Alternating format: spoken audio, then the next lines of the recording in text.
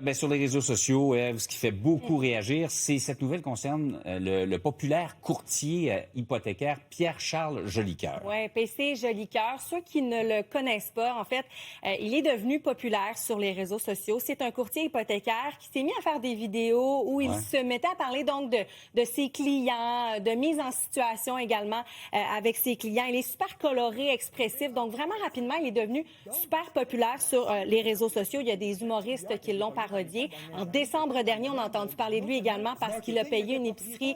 Il avait 100 000 $ de budget pour payer l'épicerie de plus de 500 personnes. Là, vous voyez les images, TVA Nouvelles qui étaient donc sur place. Donc, ce qui l'a rendu populaire, c'est un peu reviré contre lui parce que là, on apprend que l'Autorité des marchés financiers lui reproche, en fait, l'accuse donc d'avoir divulgué des renseignements confidentiels sur 3 clients dans des vidéos entre 2022 et 2023. Okay. Donc, on parle donc on dévoilait la profession, le salaire, la cote de crédit, l'endettement, la provenance de la mise de fonds. Donc, ce que l'AMF demande, c'est de suspendre finalement le certificat et également une pénalité de 20 000 $.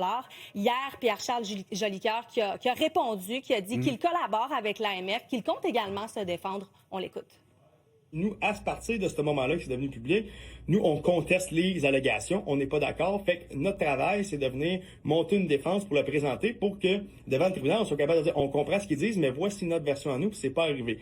La raison pourquoi c'est important que je vous en parle, c'est qu'on sait que des fois, les journalistes, ils ont une manière de venir apporter des choses qui peuvent faire peur, mais je voulais vous rassurer que ça fait 3 ans que ça dure. Je comprends que là, c'est rendu quelque chose qui est public, mais ça ne veut pas dire qu'on a fait ou qu'on n'a pas fait quelque chose. Il y a quelque chose qui commence.